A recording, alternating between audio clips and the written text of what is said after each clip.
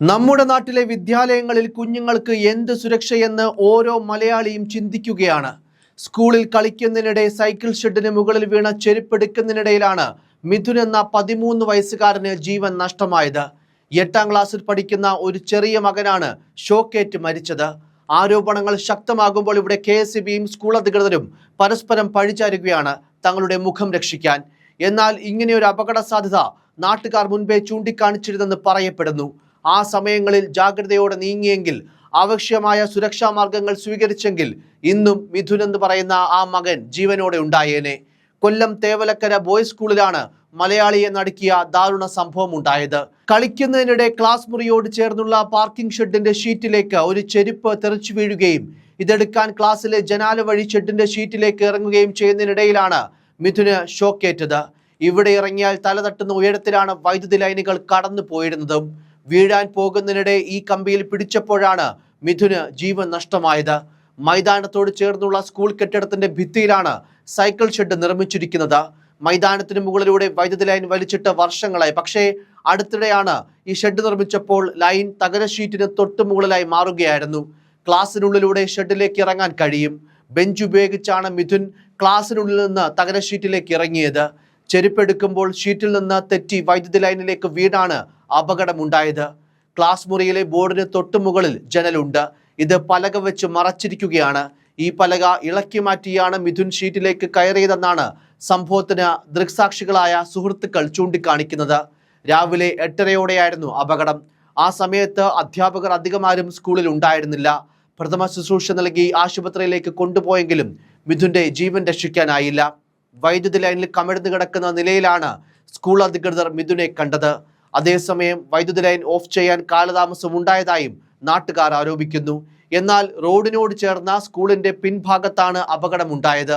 വർഷങ്ങൾക്ക് മുൻപേ മൈതാനത്തിന് മുകളിലൂടെ വൈദ്യുതി ലൈനുണ്ട്. മൈതാനത്തോട് ചേർന്നാണ് പുതിയ ഷെഡ് സ്ഥാപിച്ചത്. ഇത് നിർമ്മിച്ചത് ഈ അടുത്ത കാലങ്ങളിലാണെന്നും പറയപ്പെടുന്നു. ഷെഡാണ് അപകടമുണ്ടാക്കിയതെന്നുമാണ് പൂർവ്വ വിദ്യാർത്ഥികളും മാധ്യമങ്ങളോട് പറഞ്ഞത്. ഷീറ്റ് അടിക്കുമ്പോൾ ശ്രദ്ധിക്കേണ്ടിയിരുന്നുവെന്നും വലിയ ദുഃഖമുണ്ടാക്കുന്ന സംഭവമാണിതെന്നും തേവലക്കര പഞ്ചായത്ത് അംഗം ലാലി ബാബു പറഞ്ഞു. എന്നാൽ 40 വർഷമായി അവിടെ വൈദ്യുതി ലൈൻ ഉണ്ടെന്നാണ് KSEB അധികൃതരുടെ വാദം. ലൈൻ താഴെ വീഴാതിരിക്കാൻ സുരക്ഷാ മുൻകരുതൽ എടുത്തിരുന്നു. 8 വർഷം മുൻപാണ് ഷെഡ് നിർമ്മിച്ചത്. അതിന് KSEBയുടെ അനുമതി വാങ്ങിയിരുന്നില്ല. ഷെഡിലേക്ക് ആരും ഇറങ്ങാതിരിക്കാൻ ജനൽ പലക വെച്ച് സ്കൂൾ അധികൃതർ അടച്ചിടുന്നു. 2 ദിവസം മുൻപ് അസിസ്റ്റന്റ് എഞ്ചിനീയർ ഈ അപകടം ചൂണ്ടിക്കാട്ടിയിരുന്നു. ഷോക്കേൽക്കാത്ത കേബിൾ ആക്കാമെന്ന് അങ്ങോട്ട് പറഞ്ഞിരുന്നതായും KSEB അധികൃതർ പറയുന്നു. അതേസമയം KSEB ആവശ്യമായ നടപടികൾ സ്വീകരിക്കേണ്ടതായിരുന്നുവെന്ന് മൈനാഗപ്പള്ളി പഞ്ചായത്ത് പ്രസിഡന്റ് വർഗീസ് തരകൻ പറയുന്നത്. തേവലക്കര ബോയ്സ് ഹൈസ്കൂളിലേക്ക് മിഥുൻ പഠനത്തിനെത്തിയിട്ട് പക്ഷേ 1 മാസം മാത്രമേ ആകുന്നുള്ളൂ.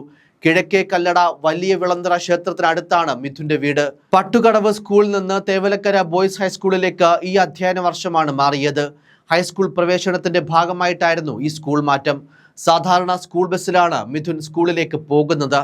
എന്നാൽ ഇന്ന് പിതാവ് മനുവാണ് മിഥുനെ സ്കൂട്ടറിൽ സ്കൂളിലേക്ക് എത്തിച്ചത്. അമ്മ സുജ കുവൈറ്റിൽ ഹോം നേഴ്സായി ജോലിക്ക് പോയിട്ട് 3 മാസം ആകുന്നതേയുള്ളൂ. സുജ രാവിലെ ഫോണിൽ വിളിച്ച് മനുവിനോടും മിഥുനോടും സംസാരിച്ചിരുന്നു. അതിനുശേഷമാണ് മിഥുൻ സ്കൂളിലേക്ക് പോയത്. അപകടം നടന്നയുടനെ പഞ്ചായത്ത് അംഗം ശിവരാജന് വിവരം ലഭിച്ചു. എന്നാൽ പിതാവ് മനുവിനൊപ്പം ആശുപത്രിയിൽ എത്തിയപ്പോഴേക്കും മിഥുൻ മരിച്ചിരുന്നു. വിദേശത്തുള്ള സുജ ഇതുവരെ വിവരം അറിഞ്ഞിട്ടില്ലെന്നാണ് ബന്ധുക്കൾ പറയുന്നത്. കുവൈറ്റിൽ സുജ ജോലി ചെയ്യുന്ന കുടുംബം തുർക്കിയിലേക്ക് വിനോദയാത്ര പോയിരിക്കുകയാണ്. സുജയെയും ഒപ്പം കൂട്ടി. സുജയുടെ ഫോണിൽ ബന്ധപ്പെടാൻ കഴിഞ്ഞിട്ടില്ല. മനുവിന് കൂലിപ്പണിയാണ്. സാമ്പത്തികമായി താഴെ തട്ടിലുള്ള കുടുംബമാണ്. പുതിയ വീട് നിർമ്മിക്കാൻ ലൈഫ് പദ്ധതിയിൽ പേര് ചേർത്തിട്ടുണ്ട്. ഇതിന്റെ അനുമതി ലഭിച്ചിട്ടില്ല. മകനെ നഷ്ടപ്പെട്ട വേദനയിൽ പൊട്ടിക്കരയുന്ന മനുവിനെ ആശ്വസിപ്പിക്കാനാകാതെ ബന്ധുക്കളും സുഹൃത്തുക്കളും വലഞ്ഞു. അതേസമയം സുഹൃത്തിന്റെ ചെരുപ്പെടുക്കാനായി കയറിയപ്പോൾ തെന്നി വീണതായാണ് ലഭിച്ച വിവരമെന്ന് ബന്ധുക്കൾ പറയുന്നു. അതേസമയം വിദ്യാർത്ഥി ഷോക്കേറ്റ് മരിച്ച സംഭവത്തിൽ പ്രധാന അധ്യാപകനെയും മറ്റുദ്യോഗസ്ഥരെയും നിശിതമായി വിമർശിക്കുകയാണ് വിദ്യാഭ്യാസ മന്ത്രി വി ശിവൻകുട്ടി. HMഉം അവിടുത്തെ മറ്റധികാരികളും എന്നും കാണുന്നതല്ലേ ഈ വൈദ്യുതി ലൈൻ? HMനും പ്രിൻസിപ്പലിനും ഒക്കെ എന്താണ് ജോലി? ഈ കാര്യങ്ങൾ ശ്രദ്ധിക്കണ്ടേ? കേരളത്തിലെ 14,000 സ്കൂളുകളും വിദ്യാഭ്യാസ ഡയറക്ടർക്ക് നോക്കാൻ പറ്റില്ലല്ലോ. ഒരു സ്കൂളിന്റെ അധിപനായിരിക്കുമ്പോൾ സർക്കാരിൽ നിന്നുള്ള നിർദ്ദേശം വായിച്ചെങ്കിലും നോക്കണ്ടേ? ഒരു മകനാണ് നഷ്ടപ്പെട്ടത്. അനാസ്ഥയുണ്ടെങ്കിൽ ഒരു വിട്ടുവീഴ്ചയുമില്ലാതെ നടപടിയെടുക്കും. സ്കൂൾ തുറക്കുന്നതിന് മുൻപ് പലതവണ യോഗം ചേർന്ന് എല്ലാവരോടും സംസാരിച്ചതാണ്. ചെയ്യേണ്ട കാര്യങ്ങൾ ഉദ്യോഗസ്ഥരോട് പലതവണ പറഞ്ഞു. വൈദ്യുതി ലൈൻ സ്കൂൾ വളപ്പിൽ കൂടി പോകാൻ പാടില്ലെന്നും അങ്ങനെയുണ്ടെങ്കിൽ നീക്കം ചെയ്യണമെന്നും അതിലെ ഏറ്റവും പ്രധാനപ്പെട്ട നിർദ്ദേശമായിരുന്നു. KSEBയുടെയും തദ്ദേശ സ്ഥാപനങ്ങളുടെയും ഫിറ്റ്നസ് സർട്ടിഫിക്കറ്റോടെയാണ് സ്കൂളുകൾ പ്രവർത്തിക്കേണ്ടത്. 14,000-ഓളം സ്കൂളുകൾ ഫിറ്റ്നസ് സർട്ടിഫിക്കറ്റ് വാങ്ങിയിട്ടുണ്ട്. വൈദ്യുതി ലൈൻ ഷെഡിനോട് ചേർന്നാണ് കിടക്കുന്നതെങ്കിൽ ഫിറ്റ്നസ് സർട്ടിഫിക്കറ്റ് കൊടുക്കാൻ പാടില്ലാത്തതാണ്. ഇവിടെ ഫിറ്റ്നസ് സർട്ടിഫിക്കറ്റ് കിട്ടിയിട്ടുണ്ടോ എന്ന് പരിശോധിക്കും. ലൈൻ KSEBയെ കൊണ്ട് മാറ്റിക്കേണ്ട ഉത്തരവാദിത്വം പ്രധാന അധ്യാപകനും വിദ്യാഭ്യാസ വകുപ്പ് ഉദ്യോഗസ്ഥർക്കുമാണ്. KSEBയ്ക്കും ഉത്തരവാദിത്വമുണ്ട്. പരിശോധിച്ച് വേണ്ട നടപടി എടുക്കുമെന്നാണ് വിദ്യാഭ്യാസ മന്ത്രി പ്രതികരിച്ചത്. സംഭവത്തെക്കുറിച്ച് അന്വേഷിച്ച് അടിയന്തരമായ റിപ്പോർട്ട് നൽകാൻ പൊതുവിദ്യാഭ്യാസ ഡയറക്ടർക്ക് നിർദ്ദേശവും നൽകി കഴിഞ്ഞു. കൊല്ലം ജില്ലയിലെ ഉന്നത വിദ്യാഭ്യാസ ഓഫീസർമാരോട് ആവശ്യമായ ക്രമീകരണങ്ങൾ ഏർപ്പെടുത്തുവാനും നിർദ്ദേശം നൽകിയിട്ടുണ്ട്. മാത്രമല്ല, കൊല്ലത്തെത്തി കുട്ടിയുടെ കുടുംബത്തെ കാണുമെന്നും മന്ത്രി അറിയിച്ചു. അതേസമയം വൈദ്യുതി ഷോക്കേറ്റ് 8ാം ക്ലാസ് വിദ്യാർത്ഥി മിഥുൻ മരണപ്പെട്ടത് തീർത്തും നിർഭാഗ്യകരമാണെന്നായിരുന്നു വൈദ്യുതി മന്ത്രി K. കൃഷ്ണൻകുട്ടി പ്രതികരിച്ചത്. സൈക്കിൾ ഷെഡിന് മുകളിൽ വീണ ചെരുപ്പെടുക്കാൻ ശ്രമിച്ചപ്പോഴാണ് ഷോക്കേറ്റതെന്നാണ് പ്രാഥമിക നിഗമനം.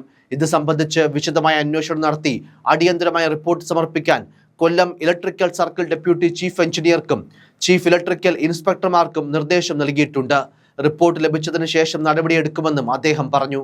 എന്തായാലും ആ സ്കൂളിലേക്ക് വെറും 1 മാസം മുൻപ് മാറി വന്നൊരു 13 വയസ്സുകാരൻ, അമ്മയുടെയും അച്ഛൻ്റെയും എല്ലാമായ ഒരു 13 വയസ്സുകാരനാണ് സംവിധാനങ്ങളുടെ അനാസ്ഥയിലും സുരക്ഷയില്ലായ്മയിലും ജീവൻ നഷ്ടമായത്.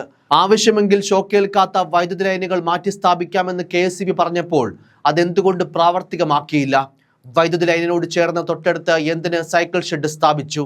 കയ്യകലത്തിൽ വൈദ്യുതി ലൈനുള്ള ആ ഷെഡിന്റെ മുകളിലേക്ക് ഇറങ്ങാൻ പാകത്തിനുള്ള സംവിധാനങ്ങൾ സ്ഥിരമായി സ്കൂൾ അധികൃതർ അടയ്ക്കാത്തത് എന്തുകൊണ്ട്?